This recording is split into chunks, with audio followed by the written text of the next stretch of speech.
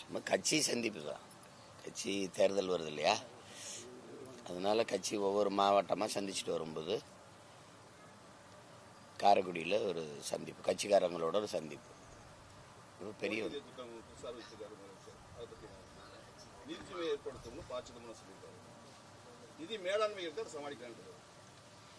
நமக்கு நிதி மேலாண்மை இல்லை.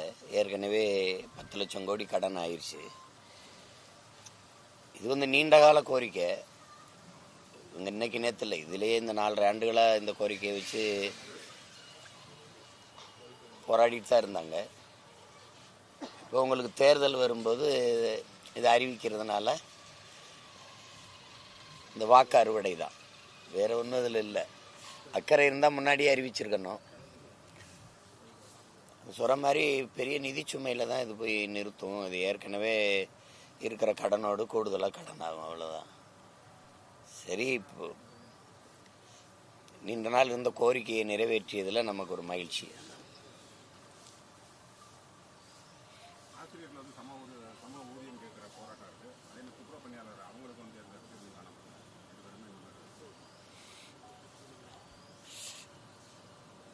இவங்க வலுவான ஒரு அமைப்பாக இருக்காங்க, ஜாக்டோஜியோ. அதில் பல லட்சம் வாக்குகள் இருக்குது. ஒரு வேளை அதை நிறைவேற்றல, எதிராக திரும்பிச்சுன்னா பெரிய பாதிப்பு ஏற்படும் நினச்சி இதை நிறைவேற்றிட்டாங்க. துப்புரவு தொழிலாளர்கள்லாம் அவங்களுக்குன்னு ஒன்றும் இல்லை, ஒரு வலுவான அமைப்பு எதுவும் இல்லை. சம வேலை சம ஊதியம் கேட்டு ஆசிரியர் போராடுறவங்களையும் ஒரு பொருட்படுத்துகிற மாதிரி இல்லை. அது அந்த கோரிக்கையும் நீண்ட காலமாக இருக்குது. இப்போ இவங்க எதிர்கட்சியாக இருக்கும்போது நாங்கள் வந்து நிறைவேற்றி தருவோம்னு சொன்னது தான். தேர்தல் அறிக்கையிலே, கடந்த முறை தேர்தல் அறிக்கையிலே இதெல்லாம் நாங்கள் நிறைவேற்றுவோம்னு கொடுத்தது தான். அந்த கோரிக்கையை நிறைவேற்றுங்கன்னு தான் போராடுறாங்க. அது செய்ய மாட்டாங்க. ஏன்னா நமக்கு வந்து நம்மக்கிட்ட இருக்கிற நிர்வாக சீர்கேடு, மாற்று பொருளாதார பெருக்கம் இல்லை. வரி இன்னொன்று இந்த சாராயம் தான் இருக்குது. அதில் சொத்து வரி, மின்கட்டண உயர்வு, இந்த மாதிரி அத்தியாவசியத்தில் உயர்த்தி தான் நம்ம மக்களை சுரண்டி தான் இந்த இதை செய்ய வேண்டியது இருக்குது. சகிக்க முடியாத சுமையை மக்கள் மேலே திணிச்சிருது. சொத்து வரி, மின்கட்டண உயர்வு இதெல்லாம் பெரிய பாதிப்பை ஏற்படுத்துது. அதை பற்றி கவலைப்பட முடியல. இப்போ நம்ம என்னென்னா, இவ்வளவு லட்சம் கடன் வாங்கியிருக்கோம், நம்ம எதை ஒன்றுமே சிறப்பாக நிறைவேற்றலையேங்கிறது தான். இப்போ என்ன கல்வியை தரமாக கொடுத்தோம், இல்லை போக்குவரத்து இருக்குது, போக்குவரத்தெல்லாம் தனியார் கொடுத்தாச்சு. இப்போ அரசு போக்குவரத்தே நீங்கள் பார்க்குறீங்க கொஞ்சம் கொஞ்சமாக தனியார் மயப்படுத்தி கொண்டு போகிறாங்க. அப்போ மின் உற்பத்தி விநியோகமும் எல்லாம் தனியார் முதலாளிகள், சோலாரும் சரி, காற்றாலையும் சரி, சூரிய ஒளியும் சரி, எல்லாமே தனியாருக்கு போகுது. தனியார்ட்டு இருந்தால் நம்ம வாங்கிக்கிறோம்.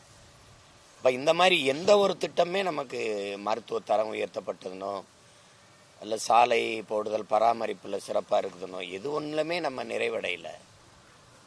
அப்படி இருக்கும்போது இவ்வளவு கடன் ஏன் வந்தது அப்படின்னா அதுதான் தெரியல. வாங்கி வாங்கி இப்படி இலவசமாக இறச்சி விட்டுட்டா அப்புறம் என்ன வருது? எத்தனை ஆயிரம் கோடி வட்டியை கட்டுறது சொல்லுங்க. வீதியில் வந்து போராடுறாங்க ஆசிரியர் பெருமக்கள், வீதியில் வந்து போராடுறாங்க செவிலியர்கள், வீதியில் வந்து போராடுறாங்க துப்புரவு பணியாளர்கள். எந்த தாய்மாரும் 1000 ரூபா கொடுங்க வீட்டுக்குன்னு வந்து வீதியில் போராடல. எந்த தங்கையும் வந்து 1000 எங்களுக்கு கொடுங்கன்னு புதுமை பெண் திட்டத்தில் கொடுங்கன்னு கேட்கல. எந்த தம்பிகள் வந்து தமிழ் மகன் எங்களுக்கு 1000 கொடுங்கன்னு கேட்கல. இதெல்லாம் வாக்கு பறிக்கிறதுக்கான நுட்பம் தானே. பிஜேபி மொத்தமாக பீகாரில் 10,000 போட்டுச்சு பெண்களுக்கு. உங்களுக்கு மொத்தமாக 10,000 வங்கி கணக்கில் போட்டுச்சு. இது மாதம் மாதம் 1000 போட்டு ஒரு ஆண்டுக்கு 12,000 கொடுக்குது. ரெண்டும் வாக்குக்கான காசு தான். அப்போ இது நம்ம முதலமைச்சர் வந்து பொங்கலை திராவிட பொங்கல் சொல்றாங்க, பாரதிய ஜனதா கட்சி தலைவர் வந்து இது மோடி பொங்கல் சொல்றாங்க. இந்த பொங்கல் ஏன் பொங்கல் 2 பேரும் இப்படி ஒரு உறவு கொண்டாட வேண்டிய அவசியம் என்ன இருக்குல்ல? மோடி பொங்கல்லாம் அங்கிட்டு ஓடி பொங்கல்னு சொல்ல வேண்டியதுதான். சும்மா போட்டு அவங்களுக்கு எந்த பெருமையுமே தமிழனுக்கு இருக்கக்கூடாதுன்னு சொல்லுவான். கீழடியை வந்து இந்திய நாகரிகம்பா, இவன் திராவிட நாகரிகம்பா. தமிழன்னா அவனுக்கு நாக்கு சொல்லிக்கிறோம், அது சொல்ல பயப்படுவான். எந்த பெருமையும் தமிழர்களுக்கு இருக்கக்கூடாதுன்னு நினைப்பான். ஏன்னா இவன் ஒருத்தன் தான் ஒரு மூத்த குடியாக இருக்கான், பெருமை மிகுந்த இனமாக இருக்கான், ஆகப்பெரிய இலக்கியத்தை வச்சிருக்கான், உலகத்திலே சிறந்த இலக்கியங்களை தன் தாய்மொழியிலே படிக்கிற வாய்ப்பை பெற்றிருக்கிறான், முதலில் பண்பட்டு நாகரிகம் அடைந்த ஒரு இனக்கூட்டமாக இருக்கிறான் அவன். இவனை ஒழிக்கணும்னு வரலாற்று பெருமையோடு இருக்கிற இனமாகவும் இருக்கிறான். இவனை ஒழிக்கணும், அதனால அவனுக்கு அவனுடைய அடையாளங்களை மறைச்சு அழிக்கணும்னு நினைப்பாங்க.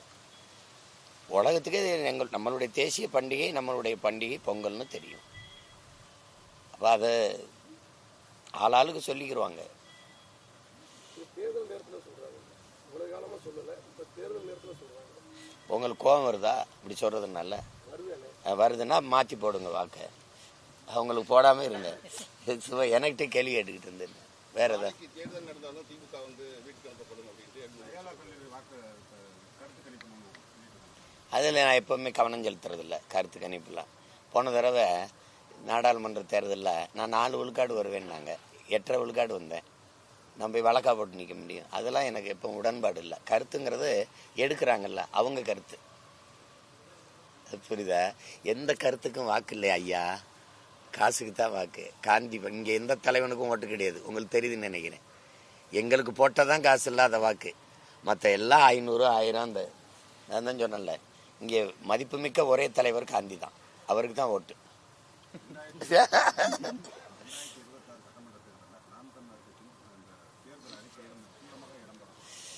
தேர்தல் அறிக்கையை நாங்கள் கொடுக்கறதில்ல, உங்களுக்கு தெரியும். ஏன்னா அது பயனற்றது. அது அது எடைக்கு போடக்கூட பயன்படாது அந்த அறிக்கை இவங்க கொடுக்கறதெல்லாம். நான் ஆட்சி எப்படி நடத்துவோம் அப்படின்னு ஒரு செயல்பாட்டு வரைவு அப்படி தான் கொடுத்தோம். இந்த முறையும் கொடுப்போம். அதில் 1-2 சிக்கல் இல்லை. எங்களுக்கு முதன்மையானது 100 முதன்மையான திட்டம். அது நாங்கள் சொல்லும்போது நீங்கள் அதை வெளியிடுவேன், நீங்கள் இப்போ பாருங்கள். அதில் வேற ஒரு நாடை படைக்கணுங்கிற கனவு எனக்கு இருக்குது. நீங்கள் ஊழல், லஞ்சமற்ற, பசி, பஞ்சமற்ற, இந்த சாதிய இழிவு, தீண்டாமை, அடக்குமுறை, ஒடுக்குமுறை, மத போதை, இந்த பெண்ணி அடிமைத்தனம், பாலியல் வன்கொடுமை, இந்த மாதிரி பார்த்தேன்னா ஒரு கொடுமை, இதெல்லாம் இல்லாத ஒரு புதிய ஒரு நாட்டை படைக்கணும்னு நான் நினைக்கிறேன். இது முடியுமான்னு கேட்டிங்கன்னா முடியும்னு எங்கள் அண்ணன் நிரூபிச்சாப்புல. உலகம் அங்கீகரிக்கலை ஒழிய தமிழீழ மண்ணில் அவர் கட்டின நாட்டில் லஞ்சம் கிடையாது, பொய் கிடையாது, சூதாட்டம் கிடையாது, மது கிடையாது, ஊழல் கிடையாது, கொள்ளை கிடையாது, பாலியல் வன்கொடுமை கிடையாது, சாதிய ஏற்றத்தாழ்வுகள் எதுவுமே கிடையாது. அப்படி ஒரு கனவு தேசத்தை அவர் படைச்சார். அந்த கனவு இப்போ எங்ககிட்ட இருக்கு, அதை நிறைவேற்றணும்னு நினைக்கிறேன். தொடர்ந்து வடநாட்டு இளைஞர்கள் தாக்கப்பட்டு வர்றது வடநாட்டில் தமிழர்களுக்கு எதிரான ஒரு பிரச்சனையை தூண்டி விடுறதுக்கான ஒரு சூழ்ச்சி அப்படின்னு சொல்றாங்க. அதை பகிர்ந்து இல்லை, தொடர்ந்து தாக்கப்படுறாங்கன்னு நீங்கள் சொல்றது நான் ஏற்கல. ஒரு திருத்தணி அந்த பசங்க போதையில் பண்ணிட்டாங்கன்னு.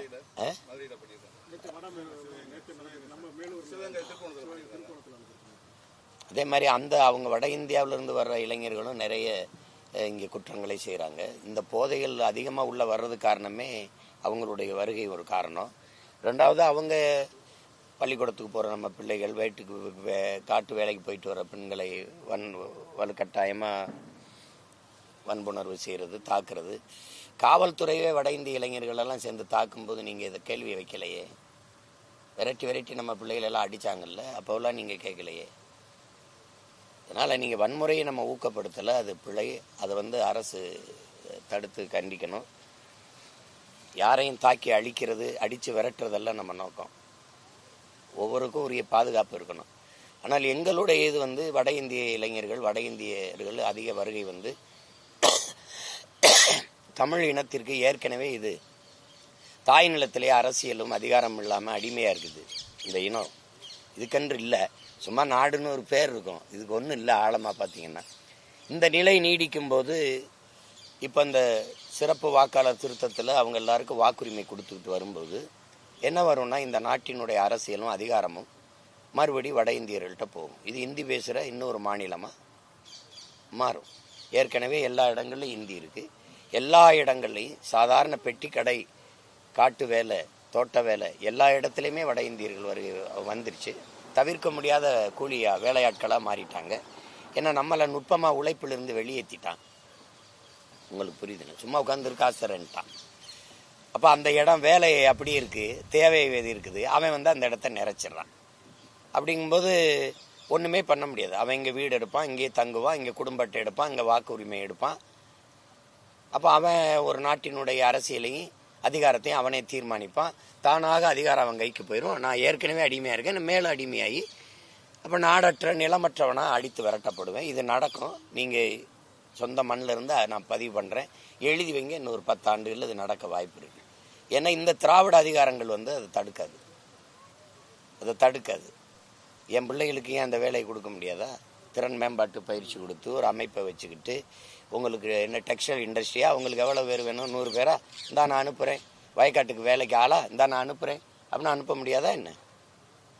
கேரளாவில் 100 நாள் வேலை திட்டத்தை எப்படி பயன்படுத்துது கேரளா? நீங்கள் எப்படி பயன்படுத்துறீங்க?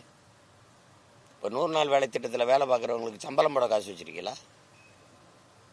எங்கே கொண்டு நிறுத்துவீங்க என் நாட்டை?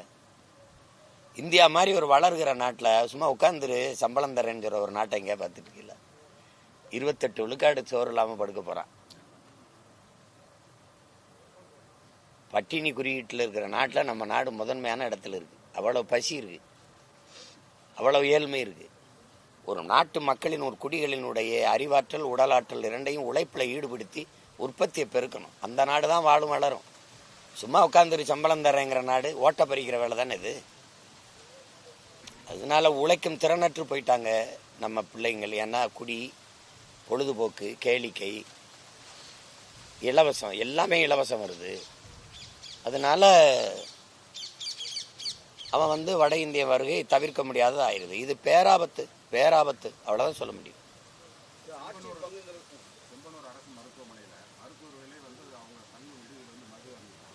பார்த்தேன் செய்தியில். அது ஒன்றும் பெரிய குற்றம் இல்லையா? அரசே விற்கிது, அப்புறம் என்ன அரசு மருத்துவமனையில் குடிக்கிறதுல என்ன இருக்கு? எல்லாம் குடிங்கன்னு தானே விற்கிது. இதை சொல்றதுக்கு யார் நடவடிக்கை எடுப்பா சொல்லுங்க? நடவடிக்கை எடுத்தா வியாபாரம் குறையும், பரவாயில்ல. பொங்கலுக்கு பணம் கொடுக்க முடியாது.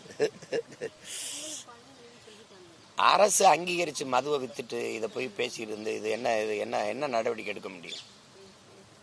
என்ன நடவடிக்கை எடுக்க முடியும்? குடிச்சுட்டு போதையில போட்டு போயிட்டாங்க, சுத்தம் பண்ணிட்டு போயிருந்தா தெரியாது.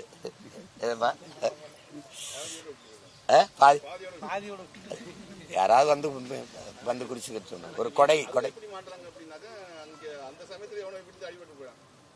அவனுக்காக ஒரு சிகிச்சைக்காக போறாங்க, இல்லைன்னா அதுவும் தெரிஞ்சிருக்காது. கீழே விழுந்ததுனால ஆஸ்பத்திரி போகும்போது அங்க போகும்போது இப்படி கிடந்திருக்கு எல்லாமே.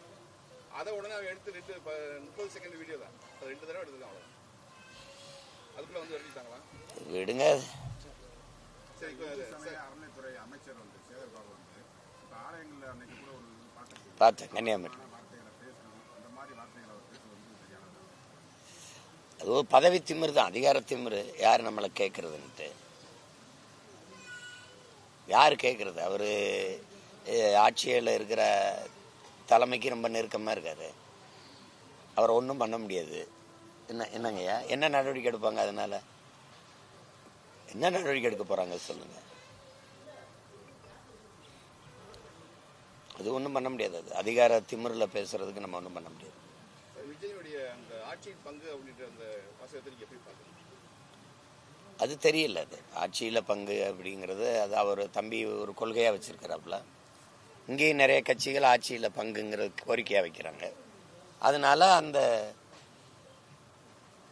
அதை கொடுக்கலான்னு நினைக்கிறாங்க. இப்போ என்னன்னா, மத்தியில் வந்து ஆளுகிற கட்சியெல்லாம் ஆட்சியில் பங்கு கொடுக்கத்தானே செய்யுது. காங்கிரஸ் இருக்கும்போதோ பாரதிய ஜனதா இருக்கும்போது இப்போவே பாருங்கள், நிறைய கட்சிகள் வந்து ஆட்சியில் பங்கு எடுத்துருக்குது, கூட்டணி ஆட்சி. அது மாதிரி முறையே இந்த மாநிலத்தில் கேட்குறாங்க. அது தவறு ஒன்றும் இல்லை. அது ஆட்சியில் பங்கு கொடுப்போம் அப்படிங்கிறது தம்பியுடைய பெருந்தன்மையை காட்டுது. அது வரவேற்கத்தக்கது தான். அதை வச்சு கூட்டணிகள் சேராங்க.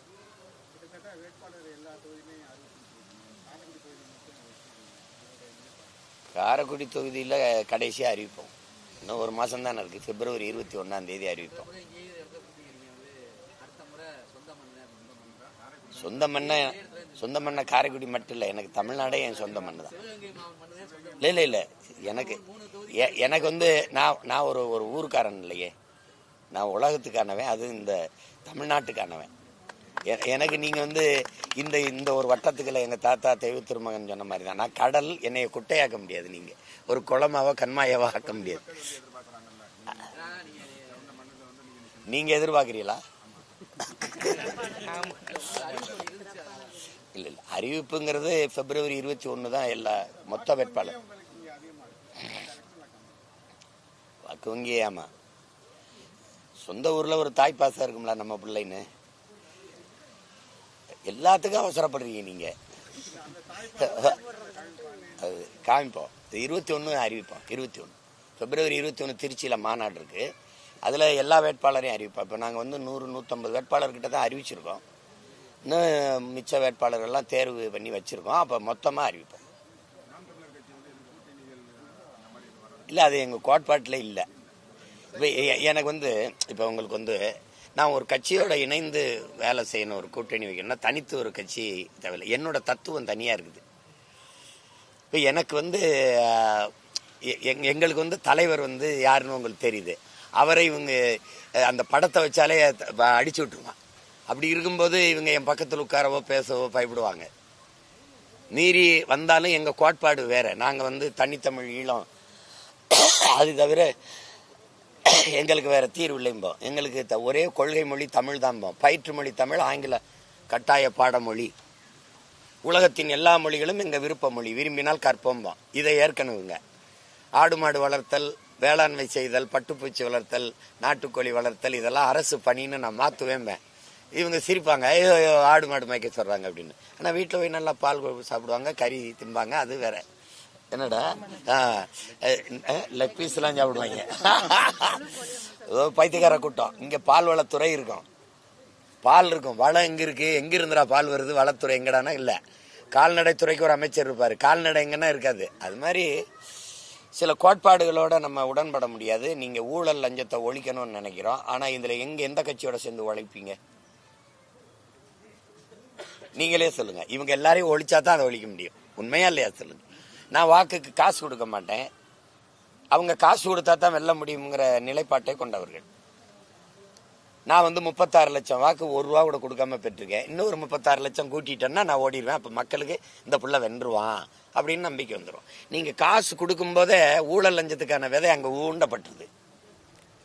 எந்த கேள்வி நீங்கள் என்கிட்ட கேட்க முடியாது. ஏன்னா நீங்கள் காசு வாங்கிட்டு தான் வாக்கு செலுத்திருக்கீங்க. இப்போ இந்த ரோட்டை ஏன் போடுறேன்னு சொல்லிட்டு போடலைன்னு இவர் சட்டையை பிடிச்சி நான் கேட்க முடியாது. அவன் கையடுறா, நீ நோட்டை வாங்காமையோட ஓட்டை போட்டேன், இப்போ ரோட்டை பற்றி கேட்குறாயும்பா. கொள்கை உன்னதமான கொள்கை. அதாவது நாம் தமிழர் கட்சி ஆரம்பத்திலிருந்தே வந்து எதோடய கூட்டணி கிடையாதுங்கிற இதில் வந்து நீங்கள் உறுதியாக இருக்கிறது வந்து ரொம்ப வரவேற்கத்தக்கது.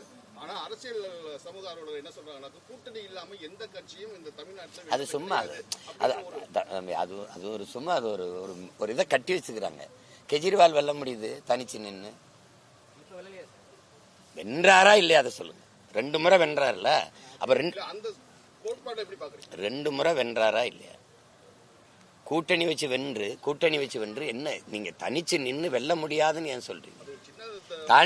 தனிச்சு நின்று 34 தொகுதியில 40 பாராளுமன்றத்துல 37 தொகுதியே அம்மா ஜெயலலிதா வென்றாங்களா இல்லையா? தனிச்சு நிக்கிறது. தனிச்சுனா என்ன, போய் காட்டுக்குள்ள தனியா நிக்க. ஒரு தலைவனுக்கு முதல் அழகு தன் மக்களை முழுமையா நேசிக்கணும், நம்பணும், தன் மண்ணை முழுமையா நேசிக்கணும். இதுதான் தகுதி. நான் என் மக்களை முழுமையா நம்புறேன், நேசிக்கிறேன், அவங்களை நம்பி நிக்கிறேன். எனக்கு எதுக்கு கூட்டணி? இவ்வளவு பெரிய மக்கள் கூட்டம் இருக்கும்போது எனக்கு எதுக்கு? நாம் தமிழர் கட்சியுடைய கொள்கைகள்லாம் வந்து அருமையான கொள்கைகள். மக்களை முன்னேற்றணும், மக்களுடைய கையேந்து வைக்க கூடாது அப்படின்ற ஒரு கொள்கையை தான் நாம் தமிழர் கட்சி கொள்கை. ஆனா அதுக்கும் சில விஷயங்கள் தேவைப்படுதுங்க.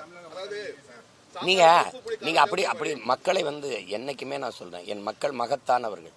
இது எங்க தாத்தா ஜீவானந்தத்திலிருந்து எல்லாருமே சொல்லி கொடுத்தது என்னன்னா, மக்களை குறை சொல்லாதீங்க. எங்க தலைவர் எங்களுக்கு படிப்பிச்சதான், மக்களை குறை சொல்லக்கூடாது. நான் யாருன்னு நினைக்கிறீங்க? நீங்க யாரு? நீங்க அந்த மக்கள் இருந்து நம்மளை பெற்ற தாய் தந்தையர். என் தாயும் தந்தையும் படிக்கல, என்னை படிக்க வச்சான்ல. அப்படி பேசக்கூடாது. என் மக்கள் மகத்தானவர்கள். இவ்வளவு சாதி மத உணர்ச்சியை தூண்டி சாராயம் பணம் கொடுத்து எல்லாம் சாப்பாடு கொடுத்து இவ்வளவு வேலை செஞ்சும் எனக்கு 36 லட்சம் பேர் மக்கள் தேடி போட்டு ஒரு சின்ன பிள்ளைகளை அங்கீகாரம் பெற்ற ஒரு தனித்த கட்சியா மாத்திருக்கான்னா மக்கள் மகத்தானவன் தானே.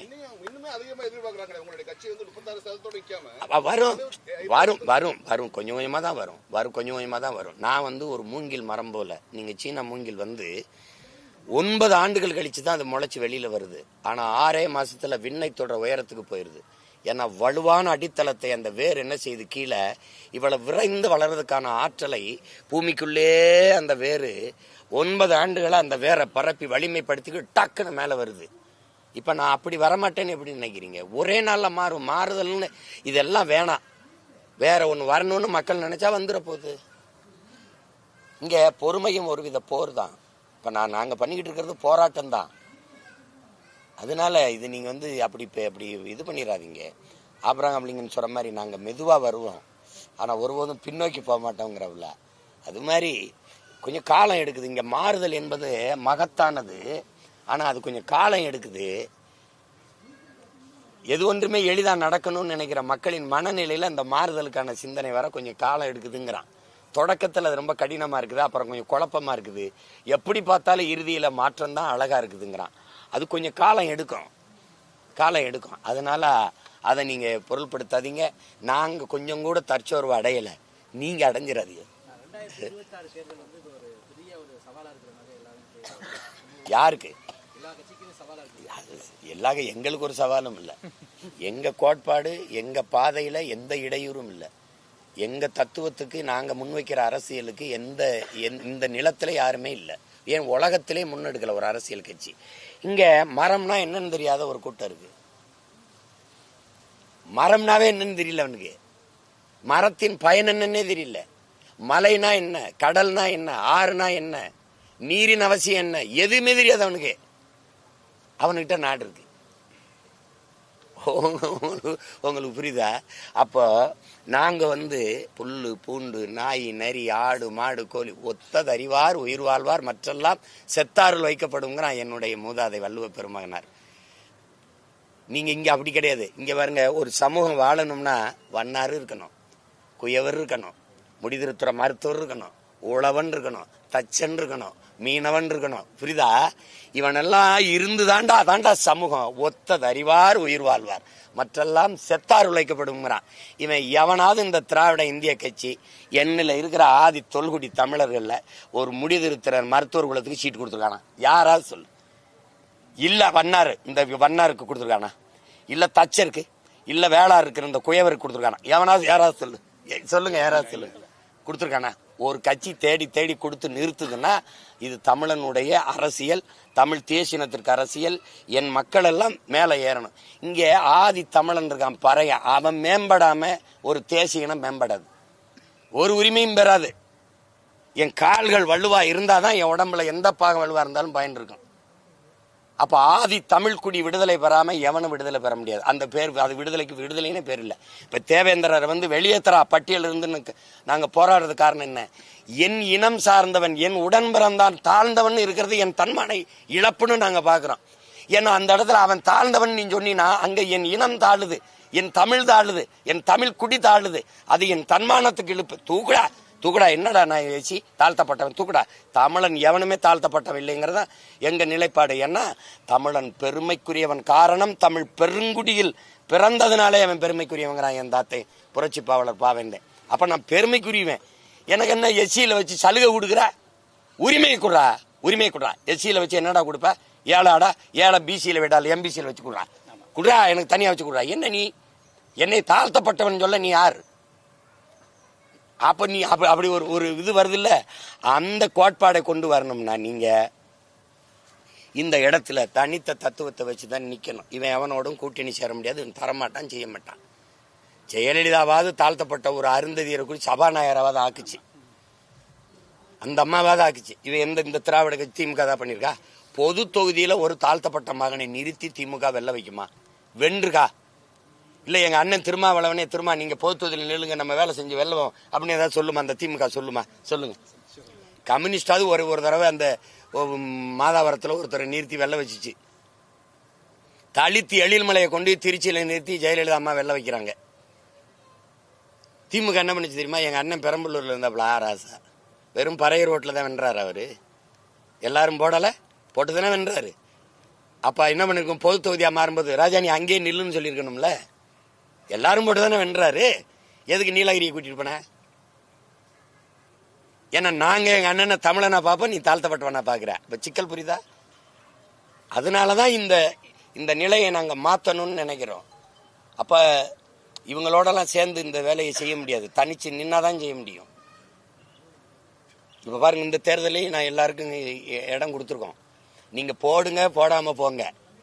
எங்ககிட்ட சாதி பார்த்துட்டீங்கன்னா என் தத்துவம் செத்து போயிடும்.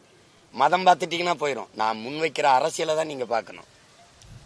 நாங்க எடுத்து வைக்கிற கருத்தை தான் பார்க்கணும். அதை தான் பார்க்கணும். அதை விட்டு இவர் என்ன ஆளுக, இவர் என்ன மதம், என்ன சாதி, இதெல்லாம் பார்த்தா அதுல தான் இந்த நாடு நாசமாய் போய் கிடக்கு.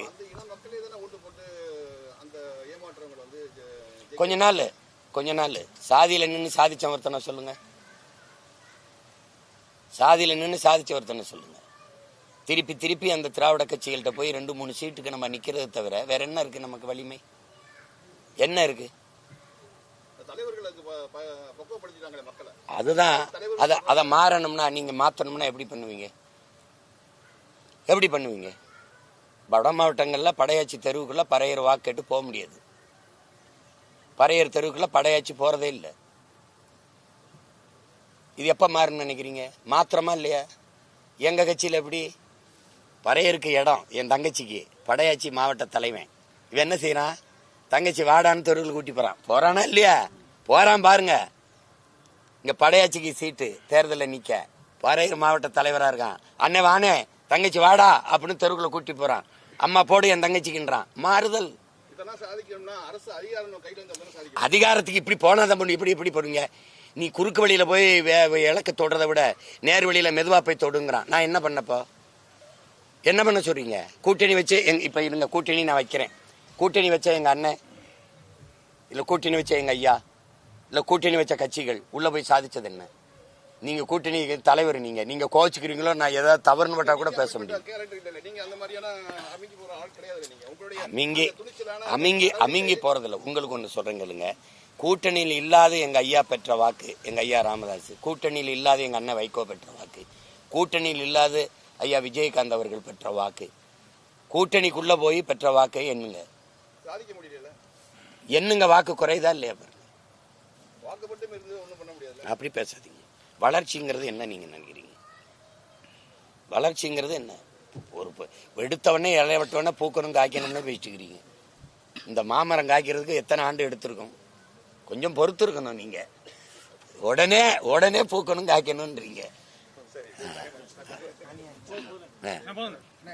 முதலமைச்சர் காவல்துறையினர் போதைகள்லாம் கட்டுப்படுத்தணும்னு சொல்லி பேசியிருக்காங்க. அறிவுரையா தான் பாக்குறாரு. அது ஆக்கப்பூர்வமா இல்ல. நீங்க இவங்களுக்கு தெரியாம இது உள்ள வந்துச்சு. போதை விற்பனையே அவங்களுக்கு தெரிஞ்சுதான் நடக்குது. இது உங்களுக்கு தெரியாம அந்த கேள்வி கேட்குறீங்க. அவங்களுக்கு தெரியும். காவல்துறைக்கு எல்லாருக்கும் தெரிஞ்சுதான், அதிகாரத்துக்கு தெரிஞ்சுதான் இந்த போதை பழக்கம் அனுமதிக்கப்பட்டிருக்கு. பள்ளிக்கூட வாசல், கல்லூரி வாசல், வழிபாட்டு தலங்களுக்கு முன்னாடி விற்கப்படுறது காரணம் இவங்களுக்கு தெரியாதுன்னு சொல்லாது. இப்ப எனக்கிட்ட அதிகாரம் வருது, நான் வந்துடுறேன், நீங்க வித்து காட்டுங்க பார்ப்போம். சொல்லுங்க. தாத்தா காமராஜ் காலத்துல சாராய கடை இல்ல, எத்தனை பேர் கள்ளச்சாராயத்துல செத்தான்? தலைவனுக்கு நோக்கம் இருக்கணும்ல. தலைவனே வியாபாரியா இருந்தா நீ சாராயம் விற்கிற, அப்புறம் போதை விற்கிறதுல என்ன பிரச்சனை? அதையும் சேர்த்து விற்கிற, அதுல என்ன பண்ண முடியும்? ரொம்ப நன்றி, மகிழ்ச்சி.